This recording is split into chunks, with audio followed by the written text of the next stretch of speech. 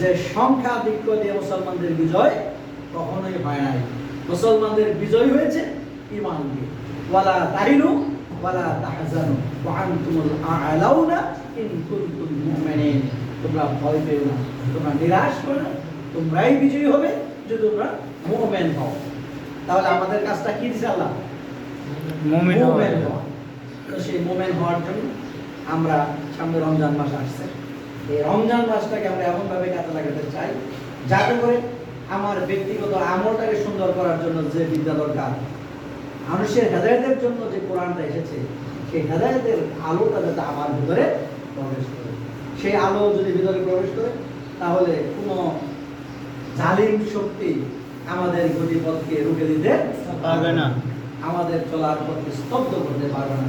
এটাই বাস্তবতা, এটাই মানুষের জন্য আজকে শিক্ষার সবচেয়ে বড় বিষয় যে পৃথিবীতে ইসলাম কারো কাছে কখনোই আত্মসমর্পণ করে নাই। সারা পৃথিবীতে মুসলমানরা বিজয়ী হয়েছে এবং মুসলমানরা যেখানে শাসন করেছে সেখানে জনগণের মতামতের ভিত্তিতেই তারা মানুষের সকল সমস্যার সমাধান করার চেষ্টা করেছে। তবে তাদের এর ভিত্তি ছিল কোরআন এবং সুন্নাহ। মানব রচিত মতবাদ দিয়ে মানুষের সমস্যার সমাধান কোনো কালেও হয়নি, সামনেও হওয়ার সম্ভাবনা নেই। এজন্য আমাদের মুক্তির রাজপথ হিসেবে আমরা কোরআনকে যদি জীবন বিধান হিসেবে গ্রহণ করতে পারি তাহলে আমাদের মুক্তি আসবে।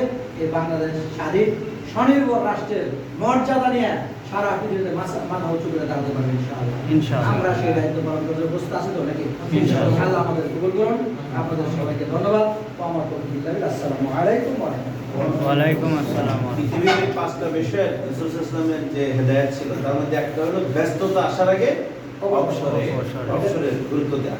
জি জি, জাযাকাল্লাহু খাইরান। ঠিক আছে, তাহলে আমরা উচিত। জি জি, আসসালামু আলাইকুম। ওয়া আলাইকুম আসসালাম।